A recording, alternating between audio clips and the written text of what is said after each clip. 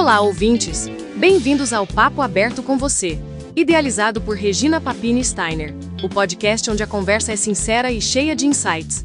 Convidados especiais a cada episódio debatem temas atuais, cultura, comportamento e muito mais. Aqui, o espaço é seu para refletir, aprender e se inspirar. Ouvir um bate-papo descontraído, honesto e enriquecedor.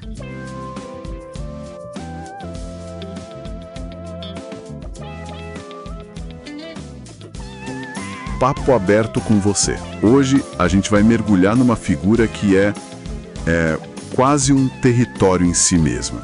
João Guimarães Rosa. Com certeza. E o nosso foco aqui vai ser a relação dele com a matéria-prima de qualquer escritor, que é a língua portuguesa. Um território vasto e, assim, cheia de veredas, né? Para usar uma imagem dele mesmo. Falar de Rosa é falar de como uma língua pode ser levada ao seu limite. Até para além dele, né? Exatamente. E para guiar essa nossa exploração, a gente tem um material bem interessante.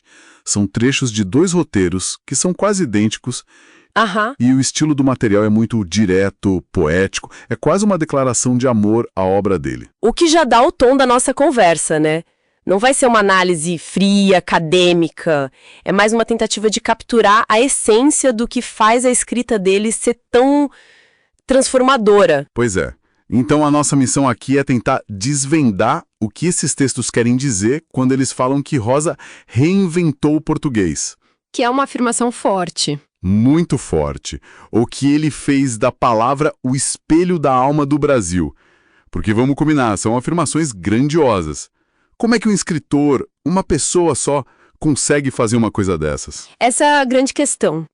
E eu acho que a resposta começa com a ideia mais radical dele. E qual seria essa ideia? A primeira que salta aqui das nossas fontes é a de que, em Rosa, a língua não é só instrumento, é personagem, viva, pulsante. Isso. Eu confesso que sempre achei essa frase linda, mas um pouco abstrata, sabe? Como assim uma língua vira um personagem? É uma ótima pergunta. Para entender, a gente precisa sair do óbvio. Pensa assim. Para a maioria dos escritores, a linguagem é tipo uma janela. Uma janela limpa. Exato, uma janela bem limpa. A gente olha através dela e vê a história e os personagens. O objetivo é a transparência, né? Claro. Em Rosa, essa janela é um vitral. Colorido, com textura, sabe? A gente ainda vê a história através dele, mas é impossível ignorar o próprio vitral. A luz muda de cor, a imagem fica meio distorcida. O próprio vidro vira parte da cena. Gostei muito da analogia. Então, o como se conta é tão importante quanto o que se conta. Mais que isso, o jeito que ele descreve é a coisa, na experiência de quem está lendo. E as fontes dão a receita desse personagem em língua. Dizem que ele misturou o erudito com o popular, o sertanejo com o poético. Essa fusão é o coração da coisa, então. Totalmente. Ele não respeitava as hierarquias que a gente normalmente coloca na língua. O que você quer dizer com hierarquias? Tipo, a gramática, a norma culta? Exato. A ideia de que existe um português certo, o da academia, e um português, digamos, errado, o do povo. Rosa simplesmente explodia essa fronteira. Ele podia pegar um termo super arcaico lá do século XVI e colocar na mesma frase que uma gíria que ele ouviu de um vaqueiro no sertão. Para ele, as 2 palavras eram igualmente válidas, igualmente poéticas. E qual era o efeito disso? Imagino que para um leitor da época era um choque, né? Um choque e uma revelação. O efeito é uma espécie de democratização poética da língua. Ele estava dizendo, em cada página, que a sabedoria e a beleza não moram só nos livros. Elas estão na boca do povo. Certo. Ao elevar essa fala do sertanejo para a alta literatura, ele deu uma dignidade universal a ela.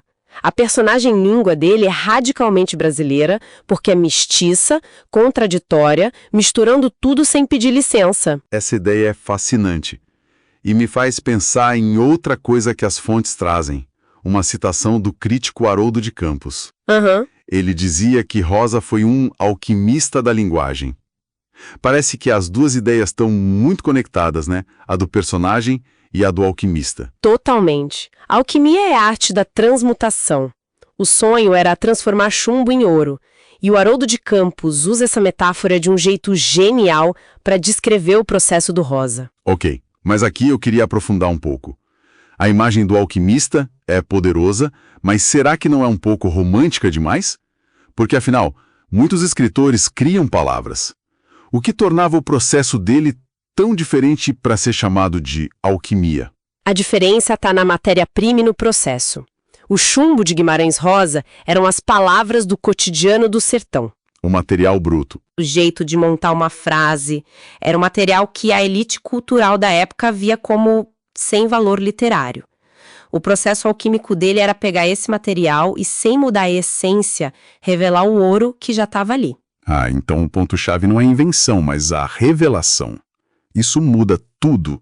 As fontes dizem algo nessa linha, que ele descobria o que já existia dentro do povo. Exatamente. E esse é o pulo do gato. Rosa Zunáurio não era um inventor de gabinete, sabe?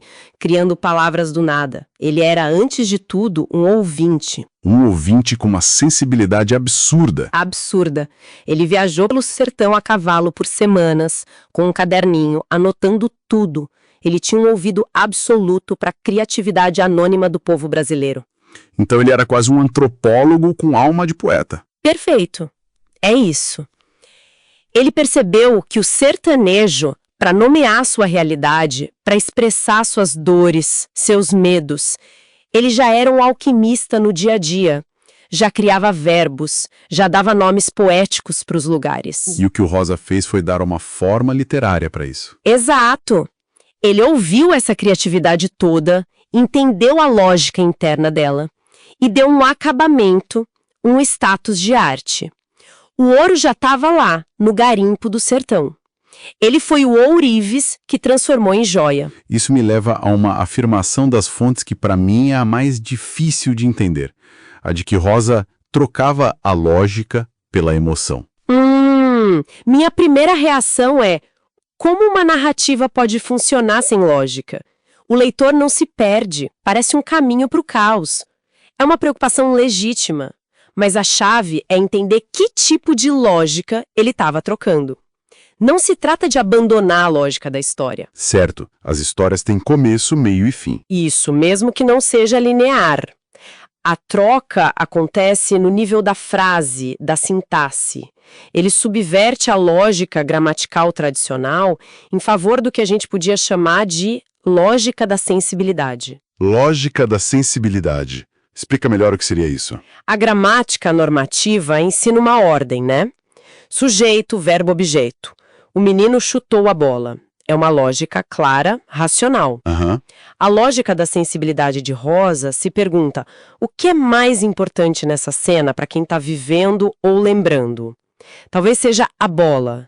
Então a frase dele poderia ser algo como: a bola, um chute, o menino.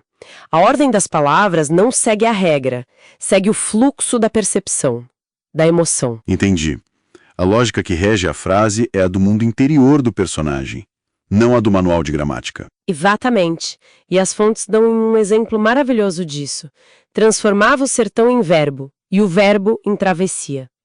Esse é talvez o melhor exemplo da técnica dele. Pensa na palavra sertão. É um substantivo, um lugar, uma paisagem. É algo estático. Ok. Quando Rosa cria um verbo como sertanejar, ele captura não o lugar, mas a experiência de estar no sertão. É a ação contínua de viver, andar, sofrer, amar e ser transformado por aquele ambiente. O sertão deixa de ser um cenário para virar um estado de ser. Nossa, então, em vez de dizer ele andou pelo sertão e sentiu a vastidão, a prosa dele cria uma forma em que o próprio ato de sertanejar já contém a vastidão e o sentimento. É precisamente isso. A emoção está dentro do verbo, não descrita ao lado dele. A forma e o conteúdo se fundem. E a segunda parte da frase, e o verbo em travessia. Isso amplia a ideia para a obra inteira. Grande Sertão Veredas é, na essência, a história de uma travessia. A de Rio Baldo pelo sertão geográfico, claro, mas também a travessia interna dele. A travessia interna, espiritual, filosófica. Ele tentando entender o bem, o mal, Deus, o diabo, o amor. E a linguagem acompanha essa jornada. Ela não só acompanha, ela é a jornada para o leitor. Ler Guimarães Rosa é uma travessia. A gente, como leitor, tem que atravessar frases sinuosas, decifrar palavras, se acostumar a um ritmo que não é o nosso. A dificuldade da leitura espelha a dificuldade da travessia. Exato. A gente não só lê sobre a jornada dele, a gente faz a nossa própria jornada através da linguagem dele. O que nos leva a um último ponto, que talvez amarre tudo isso: a musicalidade. As fontes dizem que cada frase dele é uma canção. Sim. E sugerem até trilha sonora. Viola, sanfona, o zumbido de abelhas. Essa musicalidade é algo que se sente na leitura, mas é difícil de definir. Ela está só no som das palavras ou é algo mais profundo, mais estrutural? Está nos dois níveis, mas não é estrutural que está a genialidade. O nível superficial é mais fácil de notar. A repetição de sons, as rimas internas. A aliteração. Isso, ele era um mestre nisso. Mas a musicalidade profunda está na cadência das frases, no ritmo da prosa. Ele estrutura a escrita para imitar o falar do interior, o contar de um causo. Com as pausas, as repetições, as mudanças de ritmo de um contador de histórias. Exatamente. Tem frases curtas e diretas como um galope. E tem períodos longos, cheios de curvas, que serpenteiam como um rio. Ler Guimarães Rosa em voz alta é uma experiência completamente diferente. É aí que a música aparece. É aí que a música se revela. Você percebe que a prosa dele não foi feita só para os olhos, mas para os ouvidos. Tem um corpo sonoro. E essa música não é um enfeite. Ela conecta a alta literatura dele com a tradição mais antiga do Brasil, a oralidade. É a melodia da memória. Incrível. É como se ele tivesse conseguido colocar no papel não só as palavras, mas a própria melodia da voz de quem contava as histórias. Sim. Então, tentando amarrar tudo que a gente discutiu, começamos com a linguagem que vira personagem, feita dessa mistura, popular e erudita. Depois vimos o Rosa alquimista, que não inventava, mas revelava o ouro que já existia na fala do povo. Certo. E por fim, entendemos que a prosa dele abandona a lógica fria da gramática para seguir a música e a lógica quente da emoção. É uma ótima síntese do percurso. Ele criou um idioma próprio, que ao mesmo tempo era o mais particular de todos e o mais profundamente brasileiro. E o que isso tudo significa no fim das contas? Para mim, o que fica é que, com Guimarães Rosa, a identidade brasileira encontrou uma voz literária à sua altura. Ele não escreveu sobre o Brasil, ele escreveu em brasileiro, um brasileiro que só ele conseguiu decifrar. Concordo plenamente. E isso nos leva a uma reflexão final, provocado pela última frase das fontes. Elas dizem que ler Rosa é escutar o Brasil profundo, aquele que fala com simplicidade e sabedoria. Uma imagem muito bonita para fechar. Sim, mas que também abre uma porta.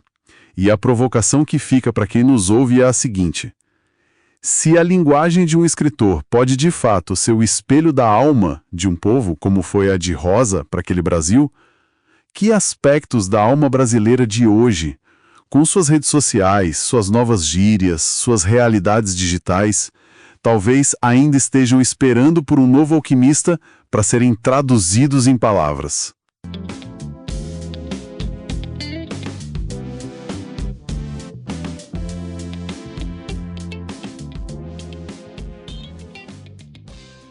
Papo Aberto com Você tem produção da Joana Guimarães, idealização da Regina Papini Steiner, sai todo sábado às 10 horas e é um oferecimento do grupo O Mindaé.